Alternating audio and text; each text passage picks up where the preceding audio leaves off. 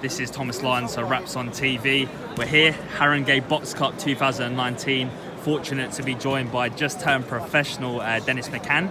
Firstly, Dennis, how's things? Yeah, good, thank you. Yeah, good, very good. Yeah, good, thank you. Good. Nice to see you down at the Haringey Box Cup supporting everyone. Obviously, a familiar setting for yourself. We're talking about it off camera about your sort of feature last year against Olympian.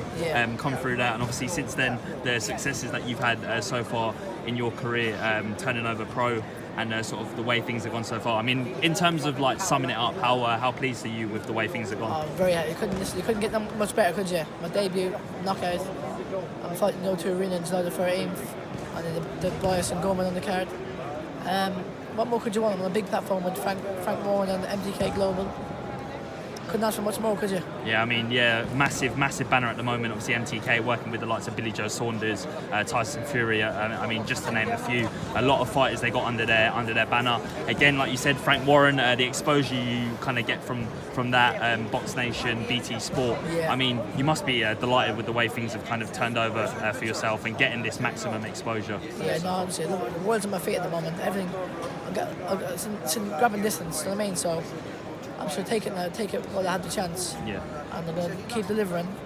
Just keep delivering, and hopefully you see me up there with the best of the best in a couple of years. Obviously, God willing, everything kind of goes well for you. Just obviously, first time we have you on the platform, just want to kind of go into a bit of detail about your amateur pedigree. Obviously, an accomplished amateur from what I've seen.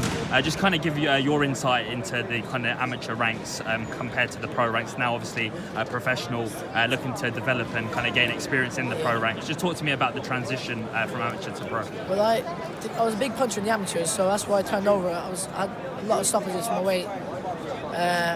So I turned over. It's completely different game, to be honest. Completely different game. It's like a different sport. Yeah.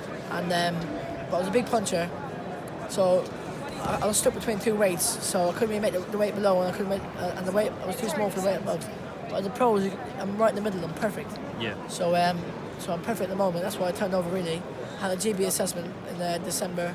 Probably got a good chance of making the Olympics. But I decided to turn pro with Alan Smith of the famous iBox gym. Yeah. With Bradley Ski, Johnny Garton, Ron Richards, all them. Yeah. All great fighters.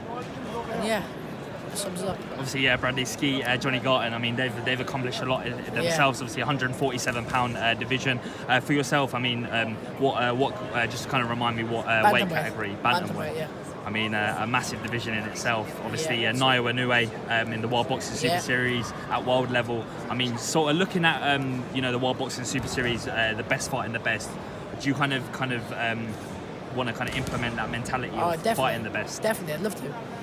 Give me a couple of years, and you'd ask me who I want to fight, and honestly, I cannot wait, to be honest. I'm too young. I don't want to rush me forward too much, obviously, as well. Obviously, I'm not mature as a man yet either.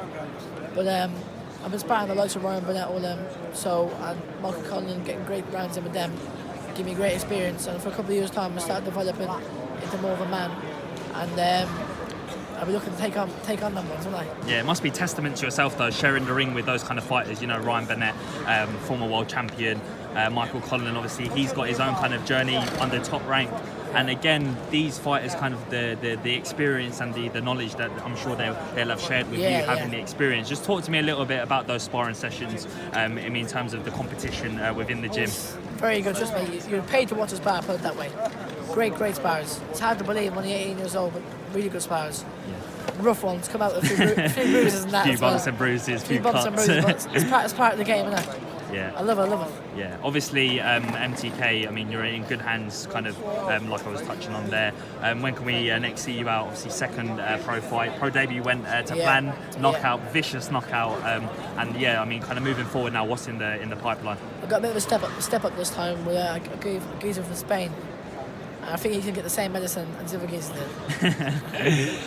Quick prediction, obviously, some fights that have kind of gone past and that are coming up.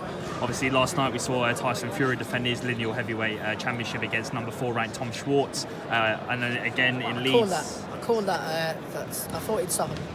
I knew Tyson would stop him 100%. In Leeds, I thought Galahad just didn't. I had him up by 1 round, but it was a close fight. Yeah. And the cleaner shots, I thought Galahad just got it. But Great fight. It was a great fight, wasn't it? Yeah. Close. Tyson obviously having kind of added 12 pounds heavier than what he was against Deontay Wilder. Do you feel that he kind of, even with that jump up in weight, that he still carried the power and the mobility? Oh, definitely. He looks skinnier in the face for some reason, but I think it's just where he's fitter this time, and he's a lot fitter this time, everything. So I can't wait to see a number 2 of that one.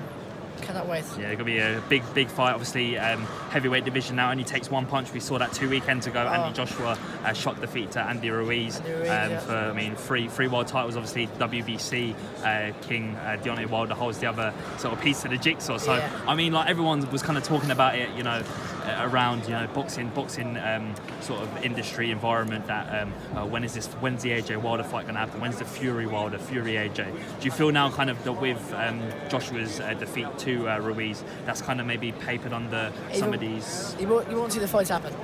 Even worse than that. Before you had a chance, because it had to happen because it's mandatory. But now it won't be mandatory for a while. I don't think they'll fight 100%. Deontay Wilder won't. Joshua won't fight Wilder. Joshua won't fight Tyson, in my opinion, as well. I think a lot of dodging going on there, isn't there? So it's all politics now. Yeah. Dennis, pleasure getting you on the platform. Where can we find out some sort of more information about your career, tickets, social media? Do you want to shout out your social media? At Dennis McCann 18. Follow my Instagram. I'm on Twitter, Dennis McCann 18 too. And then drop me a text for some tickets. Yeah, top man. Nice one, Dennis. Appreciate that, brother. Thank you very much. I appreciate it, mate. Thank you.